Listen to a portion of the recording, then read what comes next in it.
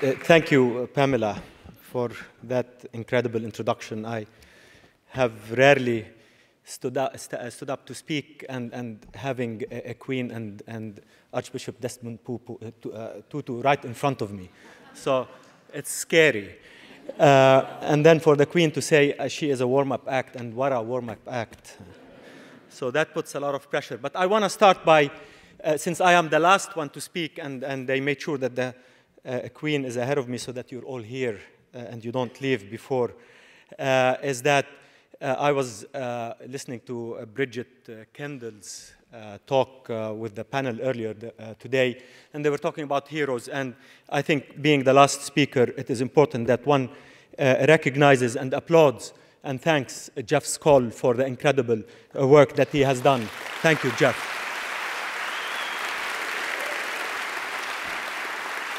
You are definitely my hero, so thank you for making me a speaker and the last speaker of this evening. So, ladies and gentlemen, I will continue the story that Her Majesty started by focusing a little bit about the generation in waiting in the Arab world.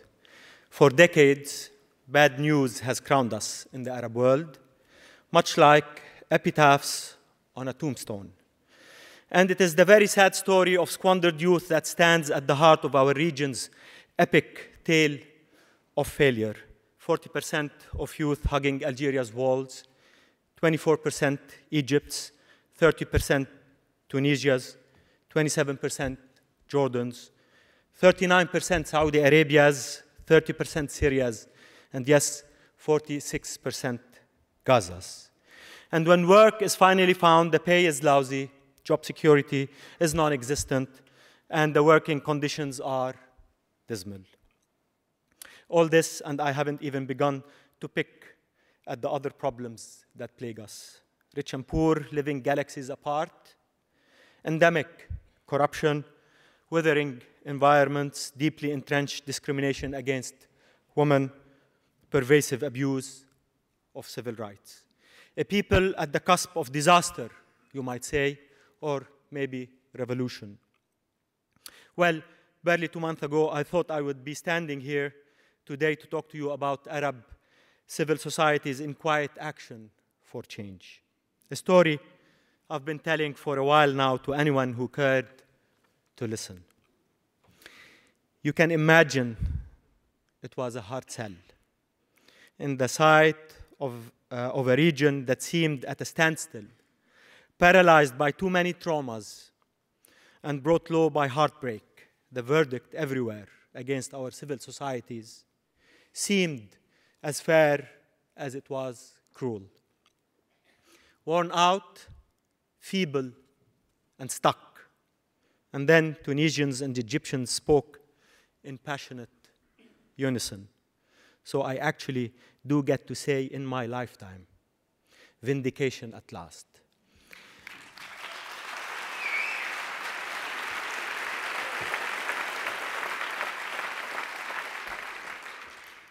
Vindication, because what we are witnessing this very minute, there and now, did not actually happen on a whim. It happened because our civil societies finally turned out to be more alive, more vibrant, more confident, and yes, more furious than many of us thought they were. Vindication, because of all the calls for change, the most powerful has been the one for citizenship. Vindication, because the rage of it all, the collective cry for freedom, for jobs, for better pay, for security, and yes, for dignity, really. Behind this collective cry for change stands the hard toil of Arab activists. Activists of all color, rich and poor, men and women, from labor movements and without, professionals and vegetable vendors, bloggers and field organizers. Mass activists, really, what have shown us that the flip side of the famous, which we had heard earlier about, the famous deficits cited in the UNDP Arab Human Development Report, is none other than empowerment.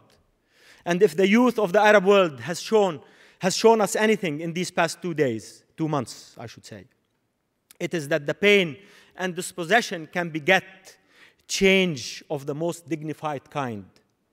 That when time bombs explode, the results sometimes can be unusually inspiring. They have shown us that they are actually avid readers, our youth. 86% of them are connected to the internet. 65% of them connected to social media. And 18% of them tell us they actually read blogs. They have shown us that women may have been left behind and out by an Arab system, but they are at the forefront of change. They have shown us that they have an enduring desire for democracy. They are telling us now, as many surveys confirm, that they prefer to work in the private sector, and that in fact half of the 18 to 24-year-olds intend to start their own business in the next 5 years, and they are telling us that they have a growing sense of global citizenship. We in the private sector are indeed very lucky, because we, especially in the entrepreneurial society among us, know how to turn uncertainty into opportunity and transform enthusiasm into tangible achievement. We know that this fervor in the Middle East is just as much about societies wanting a better life as they do better governance. And we know that our company's healthy bottom line is a sham if it is divorced from our community's well-being. But truthfully, for far too long, we have been conservative, us in the private sector, reactive, even fearful, playing second fiddle to our governments and walking in the distant shadow of civil society. Almost always, we have been the most vocal apologists for the status quo. The age of timidity, ladies and gentlemen, is gone. The Arab world is at a crossroads, and the choices we make are of profound consequences. Friends, on May 6, 1954, 3,000 spectators gathered at the Effley Road track here at Oxford for the annual match between the Amateur Athletic Association and Oxford University. A dreary, cold, windy day, a very lucky crowd, for they were about to witness Roger Bannister break the impossible 4-minute mile. A feat once deemed by American scientist G.P. Mead beyond the realm of reason. Well, Bannister broke that record in 3 minutes and 59 seconds and a fraction.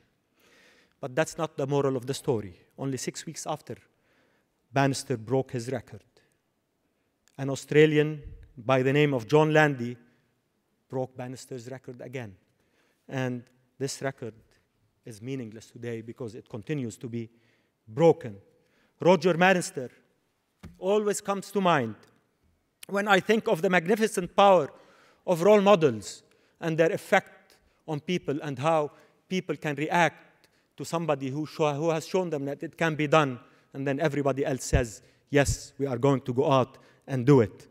And activists and social entrepreneurs in the Arab world are going out and doing it using many role models. Social entrepreneur like Maher Qaddoura, a countryman of mine, a businessman who, after the tragic loss of his son in a car accident, worked relentlessly for safer roads in Jordan rather than wait for the government to do so. In 3 years, the results are astounding. A 32% drop in fatalities from car accidents, from traffic accidents, and a massive 46% drop in serious injuries. We have Yasmina Abu Yusuf, who established Khatawat, a vocational academic school for trance in Izbit Khairallah, one of Cairo's countless haphazard slums, where close to half of the capital's 17 million population live.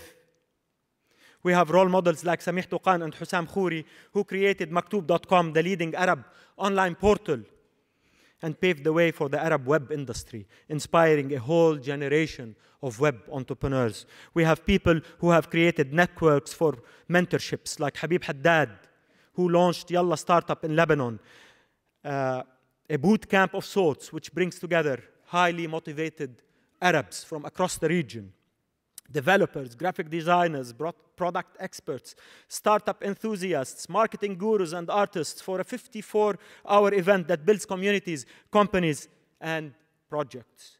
We have none other than our Suraya Salti from Injaz al-Arab, who empower through education. Her organization, Injaz al-Arab, instills entrepreneurial skills and a deep sense of business ethics in youth at schools and universities across the Middle East and North Africa. And then you have us at Ruwad, a group of business entrepreneurs who decided to venture into social entrepreneurship and bring our skills, resources, and networks to the Arab world's downtrodden and forgotten. Ruwad at-Tanmiya, or Entrepreneurs for Development, is a private sector-led model that puts entrepreneurship at the service of community development and empowerment. A youth-centric model at its heart, that offers education to economically and socially marginalized youth in exchange for community service. A model that taps into the resources of the community itself, thereby unleashing its creativity, generosity in finding solutions for its own problems. A model that believes in people power, that nurtures grassroots leadership. Ladies and gentlemen, I have shared with you tiny, wonderful vignettes of Arab civil society hard at work in the service of the people. I don't know what life has in store for us around the corner, but I am certain that we, the entrepreneurs of the region, must do our part in shaping it into something infinitely better than the years that thankfully are behind us. Thank you.